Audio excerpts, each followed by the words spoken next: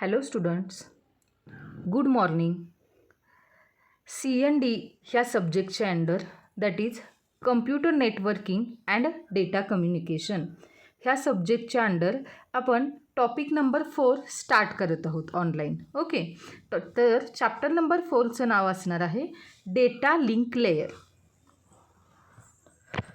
Data link layer म्हणजे काय? तुम्हाला सर्वांना OSI मॉडेल तरी माहिती असेल, बरोबर. तर OSI मॉडेलची डायग्रॅम डोळ्यासमोर घ्या तुम्ही, तर तुमच्या लक्षात येईल जो 4 नंबरचा लेयर असणार आहे टॉपपासून जर काउंट करत गेला. कोणकोणते लेयर आहेत? Network layer, application layer, number of layers आहेत, बरोबर. त्याच्यामध्ये जर ती डायग्रॅम डोळ्यासमोर आणलात तर तुमच्या लक्षात येईल जो काही टॉपपासून जर काउंट करत गेला तर जो कोणी चौथा लेयर असणार आहे that is nothing but data link layer. किंवा तुम्ही बॉटमपासून जर काउंट करत गेलात तर सेकंड लेयर जो असणार आहे बॉटमपासून तो कोणता असणार आहे? Data link layer. तर ह्या डेटा लिंक लेयरची मेन रिस्पॉन्सिबिलिटी काय असणार आहे? तर जो काही डेटाग्राम असणार आहे तो डेटाग्राम ट्रान्सफर करणे. कुठे? तर ॲक्रॉस इंडिव्हिज्युअल लिंक्सच्या ॲक्रॉस डेटाग्राम ट्रान्सफर करणे ही मेन रिस्पॉन्सिबिलिटी कोणाची असते? डेटा लिंक लेयरची. तर हा जो काही डेटा लिंक लेयर प्रोटोकॉल असणार आहे, आता हा डेटा लिंक लेयर म्हणजे काय मी तुम्हाला सांगितलं. डेटा लिंक लेयर काय असणार आहे? तर OSI मॉडेलमध्ये चौथ्या नंबरला जो लेयर असतो तो म्हणजे डेटा लिंक लेयर, टॉपपासून काउंट केला तर, आणि बॉटमपासून काउंट केला तर सेकंड लेयर जो असणार आहे तो डेटा लिंक लेयर. आणि ह्याची मेन रिस्पॉन्सिबिलिटी काय सांगितली मी? तर जो काही डेटाग्राम असणार आहे तो डेटाग्राम ट्रान्सफर करणे across individual links. Okay, next आपण बघूया डेटा लिंक लेयरचं जे काही प्रोटोकॉल असणार आहे ते प्रोटोकॉल काय डिफाईन करतं? तर फॉर्मॅट ऑफ दी पॅकेट, जे काही पॅकेट्स असणार आहेत ना, ॲक्रॉस नोड्स आपण एक्सचेंज करणार आहोत. जेवढे नंबर ऑफ नोड्स आहेत त्या नंबर ऑफ नोड्सच्या ॲक्रॉस आपण पॅकेट काय करणार आहोत? एक्सचेंज करणार आहोत. त्या पॅकेटचा फॉर्मॅट डिफाईन करते. आणखीन काय करते? तर जे काही नंबर ऑफ ॲक्शन्स असतील जसं की error detection, retransmission, flow control, random access, ह्याचा काय डिफाईन करते? फॉर्मॅट डिफाईन करते. कोण? तर डेटा लिंक लेयरचे प्रोटोकॉल्स. लक्षात येतं आहे का? मी पुन्हा रिपीट करते. डेटा लिंक लेयरचे प्रोटोकॉल्स जे आहेत ते काय डिफाईन करतात? तर जे काही पॅकेट्स असतील, number of packets across nodes आपण काय करणार आहोत? एक्सचेंज करणार आहोत. त्या एक्सचेंज करणाऱ्या नंबर ऑफ पॅकेट्सचा आपण फॉर्मॅट काय करणार आहोत? डिफाईन केला जातो. कुठून? तर data link layer protocol through. आणखीन काय डिफाईन करतं ते? तर ॲक्शन्स जसं की error detection, retransmission, random access. लक्षात येतं आहे? तर हे डेटा लिंक लेयर प्रोटोकॉल्स म्हणजे नेमके कोण? तर जो कोणी आपला इथरनेट असेल, टोकन रिंग असेल, ओके, हे कोण असणार आहेत? डेटा लिंक लेयर प्रोटोकॉल्स असणार आहेत. लक्षात येते सर्वांच्या? ओके, नेक्स्ट आपण बघूया हे जे काही डेटा लिंक लेयर असणार आहे, तुम्हाला डायग्रॅम दाखवते म्हणजे लक्षात येईल तुमच्या. ओके, ही डायग्रॅम बघा. ह्याच्यामध्ये टॉपला नेटवर्क लेयर आहे, बॉटमला फिजिकल लेयर आहे. आणि नेटवर्क लेयर आणि बॉटमला जो कोणी फिजिकल लेयर आहे ह्या दोघांच्या मिडलला जो कोणी असणार आहे तो कोण असणार आहे? Data link layer. आता ह्या डेटा लिंक लेयरमध्ये जो कोणी H2 दिलेला आहे तो H2 म्हणजे कोण असणार आहे? होप. आता होप म्हणजे कोण? तर नोड असतो तो. मग डेटा लिंक लेयर कशासाठी रिस्पॉन्सिबल असतो? तर for moving frames from one node to the next. हे काम कोणाचं असते? डेटा लिंक लेयरचं काम असते. लक्षात येते का? आता डेटा लिंक लेयर आपल्याला काय प्रोव्हाइड करतं? तर रिलायबल कम्युनिकेशन प्रोव्हाइड करतं ओव्हर दी फिजिकल लेयर इंटरफेस. हा जो फिजिकल लेयर इंटरफेस असणार आहे त्याच्या ओव्हर काय करतं? ते आपल्याला प्रोव्हाइड करतं, रिलायबल कम्युनिकेशन प्रोव्हाइड करतं. लक्षात येतं आहे का सर्वांच्या? ओके, तर हा जो कोणी डेटा लिंक लेयर असणार आहे त्याचे 2 फंक्शन्स असतात. फर्स्ट कुठला आहे? Flow control. आणि नेक्स्ट असणार आहे तो कोणता आहे? Error control. Functions of data link layer विचारलं तर काय सांगायचं? Flow control and error control. तर फ्लो कंट्रोल म्हणजे काय? जेव्हा नोड जे काय असणार आहेत, रिसिविंग नोड जे काय असणार आहे ते काय करतं, तर ज्या काही फ्रेम्स असणार आहेत त्या फ्रेम्स रिसीव्ह करतं. बरोबर, नंबर ऑफ फ्रेम्स. आता फ्रेम म्हणजे काय, जो काही डेटा असणार आहे तो फ्रेममध्ये डिवाइड केला जातो, मग त्याला फ्रेम किंवा सेगमेंट असं म्हणतात. जे आपण ट्रान्सफर करणार आहे डेटा, तो जो डेटा असणार आहे तो सेगमेंट किंवा फ्रेममध्ये डिवाइड केला जातो. लक्षात येते सर्वांच्या? तर ह्याच्यामध्ये आपण फ्लो कंट्रोल म्हणजे काय बघायला लागलो डेटा लिंक लेअरच्या फंक्शनच्या अंडर. ओके, तर रिसिविंग नोड काय करते माहिती आहे काय, जे काही फ्रेम्स असतील ते रिसीव्ह करते. कसं, तर फास्टर रेटनी. जेवढे काही नंबर ऑफ फ्रेम्स प्रोसेस होतात त्याच्यापेक्षा फास्टर रेटने काय केले जातात, त्या फ्रेम्स रिसीव्ह केल्या जातात. आणि जर तिथं फ्लो कंट्रोल नसेल तर विदाऊट फ्लो कंट्रोल जो कोणी रिसिव्हर्स असणार आहे त्याचे बफर काय होतात, ओव्हरफ्लो होतात. आणि त्या ज्या काही नंबर ऑफ फ्रेम्स किंवा सेगमेंट आहेत ते काय होतात, लॉस्ट होतात. लक्षात येते काय बघा, जर रिसिविंग नोड असणार आहे ते काय करतात, नंबर ऑफ फ्रेम्स रिसीव्ह करतात, पण रिसीव्ह करण्याचा जो काही रेट असणार आहे तो फास्टर असतो. कशापेक्षा, तर ज्या काही फ्रेम्स आहेत त्या प्रोसेस करतात त्याच्यापेक्षा रिसीव्ह करण्याचा त्या फ्रेम्स रेट जास्त असतो. मग जर तिथं फ्लो कंट्रोल नसेल तर विदाऊट फ्लो कंट्रोल काय होतं, रिसिव्हर्स बफर ओव्हरफ्लो होऊन जातो. रिसिव्हरचा जो काही बफर आहे तो ओव्हरफ्लो होऊन जातो आणि त्याच्या ज्या काही फ्रेम्स असतील किंवा सेगमेंट असतील ते लॉस्ट होतात. ओके, तर अशा कंडिशनमध्ये, अशा सिच्युएशनमध्ये तो प्रॉब्लेम अवॉइड करण्यासाठी फ्लो कंट्रोल हे मेकॅनिझम यूज केलं जातं. कधी फ्लो कंट्रोल यूज केलं जातं कळालं?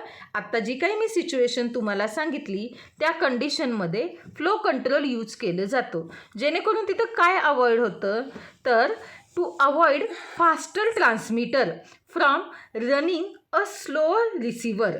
कसं केलं जातं, काय अवॉइड केलं जातं, ही जी मी मगाशी तुम्हाला कंडिशन सांगितली. कोणती कंडिशन, तर रिसीव्ह करण्याचा जो काही रेट आहे तो फास्टर आहे.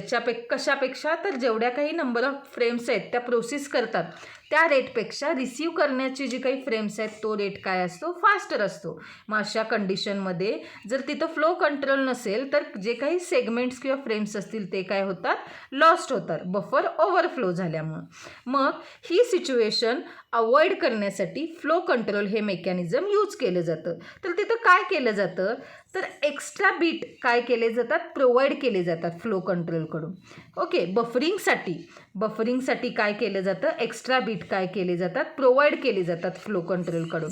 कारण तिथं काय झालेलं, आपल्याला बफरिंग ओव्हरफ्लो झालेलं ना रिसिव्हरच्या ठिकाणी, त्यामुळेच तर ही सिच्युएशन आलेली. मग ती सिच्युएशन ओव्हरकम करण्यासाठी आपण काय करतोय, एक्स्ट्रा बीट प्रोव्हाइड करतोय फ्लो कंट्रोलकडून. ओके, कशासाठी, तर बफरिंग करण्यासाठी, जेणेकरून ही सिच्युएशन काय केली जाईल, अवॉइड होईल. ओके, सो प्रिव्हेंट करण्यासाठी जे काही ट्रॅफिक जॅम असणार आहे रिसिव्हर साईडला ते प्रिव्हेंट करण्यासाठी फ्लो कंट्रोल हे फंक्शन यूज केलं जातं. लक्षात येतं आहे का सर्वांच्या? नेक्स्ट पॉईंट असणार आहे that is error control. Error control हे कसं अचीव केलं जातं? Error control is achieved by adding a trailer at the end of the frame.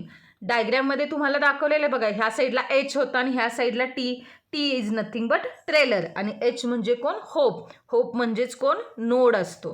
लक्षात आलं, डायग्रॅममध्ये दाखवलेलं त्याप्रमाणे. तर एरर कंट्रोल कसा अचीव केला जातो? एरर कंट्रोल हे सेकंड फंक्शन आहे डेटा लिंक लेअरचं. लक्षात येतं आहे ना सर्वांच्या? मग एरर कंट्रोल हा कसा ॲड केला जातो, तर ट्रेलर ॲड केलं जातं. प्रत्येक फ्रेमच्या एंडला काय केलं जातं, ट्रेलर ॲड केला जातं. त्यामुळं एरर कंट्रोल अचीव होऊ शकतो. तर जे काही डुप्लिकेशन ऑफ फ्रेम्स आहेत ना ते त्यामुळं काय होतात, प्रिव्हेंट केले जातात. हे मेकॅनिझम, एरर कंट्रोलचं मेकॅनिझम यूज केल्यामुळं. लक्षात येतं आहे? मग डेटा लिंक लेअर काय करते, ते एरर कंट्रोल हे मेकॅनिझम ॲड करते, जेणेकरून डुप्लिकेशन ऑफ फ्रेम्स काय होतील, अवॉइड होतील. लक्षात आलं सर्वांच्या? म्हणजेच प्रत्येक फ्रेमच्या एंडला जर आपण ट्रेलर दिला तर ज्यावेळी रिसिव्हर रिसीव्ह करत असतोय त्यावेळी त्याला लक्षात येईल ना कुठली फ्रेमचं डुप्लिकेशन होत आहे. ओके, मग ते जे काही फ्रेमचं डुप्लिकेशन आहे ते अवॉइड होतं ऑफकोर्स एरर कंट्रोलमुळे. लक्षात आलं सर्वांच्या? ओके, नेक्स्ट आपण बघूया, हे जे काही एरर्स आहेत ना ते डिटेक्ट केले जातात. हे जे काही एरर्स आहेत फाइंड आउट झालेले ते डिटेक्ट करून अटेम्प्ट केले जातात. कशासाठी? तर रिकवर करण्यासाठी. जे काही ॲक्च्युअल डेटा बिट्स आहेत ना ते रिकवर करण्यासाठी काय केले जातात, एरर कंट्रोल हे मेकॅनिझम यूज करून तो एरर डिटेक्ट केला जातो आणि जो काही ॲक्च्युअल डेटा बिट आहे तो रिकवर केला जातो. It also provide error reporting mechanism to the sender. आणि मग ते काय करतं, जो कोणी सेंडर आहे त्यालासुद्धा काय करतो, रिपोर्ट प्रोव्हाइड करतो. तर एरर कंट्रोल हा डेटा लिंक लेअरमध्ये अशी प्रोसेस आहे जे काय करते, डिटेक्ट करते आणि रिट्रान्समिट करते डेटा. जो लॉस्ट झालेला किंवा करप्ट झालेला डेटा आहे ना, ट्रान्समिशन करताना डेटाचं ट्रान्समिशन ऑफ डेटा करत असताना जो काही लॉस्ट किंवा करप्ट झालेला डेटा आहे तो डिटेक्ट करून पुन्हा रिट्रान्समिट करण्याचं काम कोण करतं, एरर कंट्रोल करतं डेटा लिंक लेअरमध्ये. लक्षात आलं?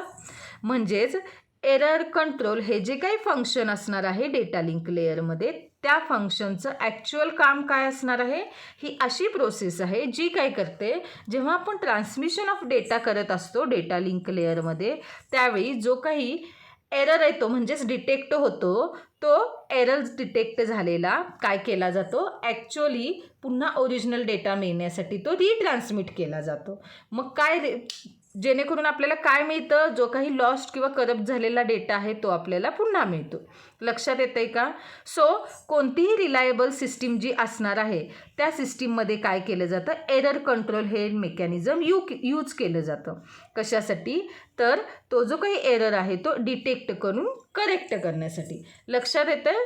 So error detection and correction हे दोन्हीही काय केले जातात, ट्रान्सपोर्ट लेअर आणि डेटा लिंक लेअरमध्ये यूज केले जातात. पण सध्या आपण डेटा लिंक लेअर हा चॅप्टर बघायला लागलो आहे, त्यामुळं डेटा लिंक लेअरसाठीच फक्त लक्षात ठेवायचं आहे की एरर डिटेक्शन आणि एरर करेक्शन हे डेटा लिंक लेअरमध्ये घडून येतं. लक्षात आलं सर्वांच्या? ओके, तर मी पुन्हा एकदा रिपीट करते. आत्ता आपण काय काय बघितलं. पहिल्यांदा बघितलं डेटा लिंक लेअर म्हणजे काय. डेटा लिंक लेअर म्हणजे काय सांगितलं मी तुम्हाला, तर OSI मॉडेलमध्ये टॉपपासून बघितलं तर जोच कोणी चौथा लेअर असेल किंवा बॉटमपासून बघितला जो कोणी सेकंड लेअर असेल तो असतो data link layer. Data link layer हे काय असणार आहे, तर ते काय प्रोव्हाइड करतं, त्याची काय मेन रिस्पॉन्सिबिलिटी असणार आहे, तर ते डेटा ट्रान्सफर करतं. डेटाग्राम काय करतं, ट्रान्सफर करतं अक्रॉस इंडिव्हिज्युअल लिंक्स. आणि डेटा लिंक लेअरचे जे काही प्रोटोकॉल्स असतील, मग ते इथरनेट, टोकन रिंग, ओके, हे जे काही प्रोटोकॉल्स असतील ते काय डिफाईन करतात, तर जे काही पॅकेट्स असतील, पॅकेट्स जे अक्रॉस नोट्स एक्सचेंज करायचे असतील त्याचा फॉर्मॅट डिफाईन करतं. प्लस एरर डिटेक्शन, रिट्रान्समिशन ह्या ज्या काही ॲक्शन्स आहेत त्याचासुद्धा फॉर्मॅट ते काय करतात, data link layer protocols define करतात. बरोबर.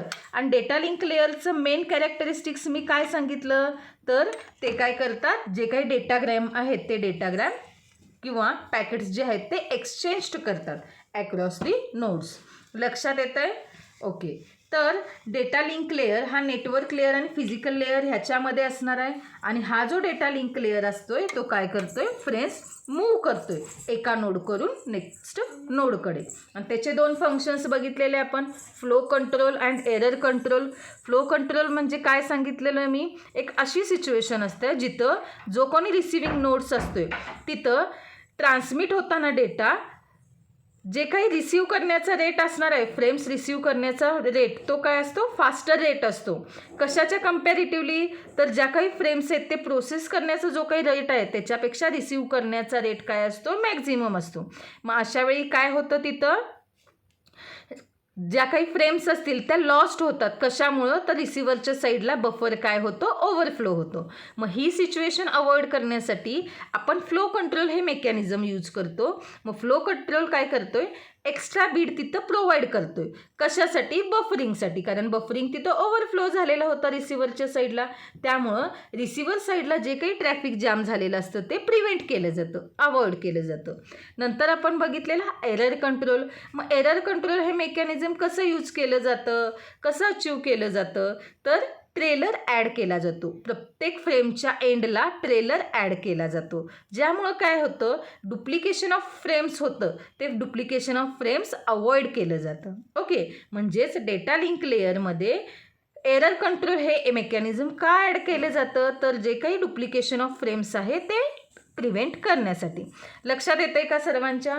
So error control in the data link layer is a process. ही अशी प्रोसेस आहे ज्याच्यामध्ये काय केलं जातं, जो काही लॉस्ट झालेला करप्ट झालेला डेटा आहे ट्रान्समिशन ऑफ डेटा करत असताना जो काही लॉस्ट किंवा करप्ट झालेला डेटा आहे तो डिटेक्ट करून रिट्रान्समिट केला जातो. ओके, म्हणूनच कोणत्याही रिलायबल सिस्टीममध्ये हे मेकॅनिझम म्हणजेच कुठलं, तर जे काही आत्ता सांगितलं ते एरर कंट्रोल हे मेकॅनिझम काय केलं जातं, कंपल्सरी यूज केलं जातं.